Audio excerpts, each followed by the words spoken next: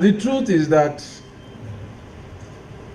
I do not have a problem with the Igbos, and they know that, because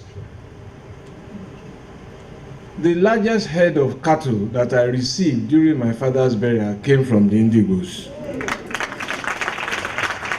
In fact, when the first cow came and they brought in the rope, my wife was asking me, what is this rope about? But in the fullness of time, we got educated and rope followed rope. So those people who came under their many colors are not people I have a problem with.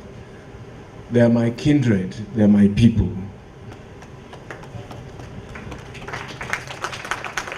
It would have been, of course, convenient to ask Ben Akagweze to represent me at this event. So to that extent, maybe Bishop Kuka was right. I have come here first to come and say thank you on behalf of my family for the honor you do my family and the memory of my late father. Also, there are people who clearly do not understand me, and they have misunderstood words said or misrepresented actions taken in the way that it has pleased them to do so. To those people, I owe an explanation, not a defense of what has happened. And that is partly why I'm here as well. We have built a relationship based on tolerance, based on mutual respect, based on trust and love. That relationship was started by our ancestors. It was handed over to us, and we have nourished it with a lot of trust, with a lot of understanding, and with a lot of fidelity. Those who misunderstand that relationship, who think that there is no value in that relationship, I have come here to correct that. I put a lot of value to that relationship. And so if those people have misunderstood me, or they have misunderstood actions taken by our government, here, now, today, I offer an unqualified and unreserved apology.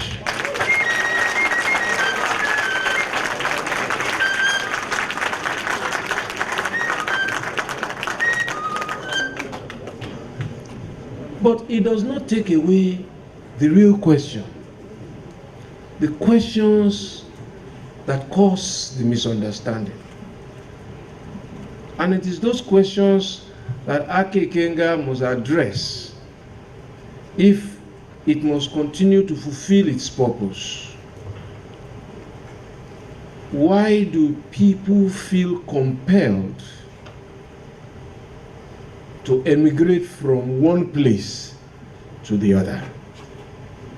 Is there one part of this country that is less endowed, whether with human or natural resource? Is that the problem? Yes. Is it the case that perhaps some parts are so endowed and not adequately managed? Those are the honest debates that we must have. The political storm is gathering,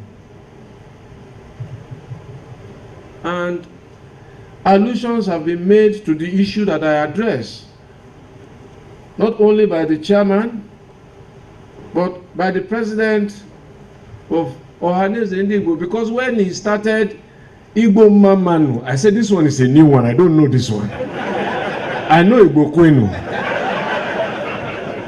And as he began to distinguish between Igbos in Lagos and Igbos at home, I knew that there was a real issue. that those at home don't look like those of you here, and you don't look like them. There are questions that I think that the Aka Ikenga must address. How can development be so difficult from the part of Nigeria that gave us Ikewachukwu, that gave us Chino Achebe, Azikiwe, Odumegwu Ojukwu, Ekweme, and so on and so forth? How can development be so difficult in that part of this country? I think those are the real issues. And as the political storm gathers, yes, President Clinton says that politics is like pro football. It's a contact sport. And if you don't like to be hit, you stay on the sideline. I agree. But even contact sport has rules. You can't tackle from behind. And you can't kick from behind. And to that extent, therefore, those who are victims of our own inadequacies and shortcomings as professionals in and out of government should not be pawns on the political chess table. For me, I think that we have been in the news in our relationship for all of the wrong reasons in the last few weeks. But if you listen to the voices of those who speak the loudest, you will see that they do not speak about us.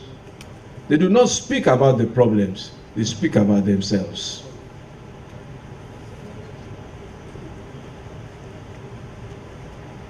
The majority of us are concerned about how to make it better. That is what concerns us always in Lagos. It is not an easy decision to make. The pursuit of making it better makes us adopt policies which are always subject to the human test of fallibility. One of those policies is the residence registration scheme, which I urge all of you to embrace. Because if you live here, it will enable us to serve you better if we know that you are here. And for the most blue-blooded Lagosian who does not live here, we don't want him on that data because he doesn't live here. It is to those who live here that our biggest responsibility lies. Those are the people for whom we have responsibility to provide water, to provide security, to provide comfort and safety and the freedoms to express their dreams and to pursue their aspirations.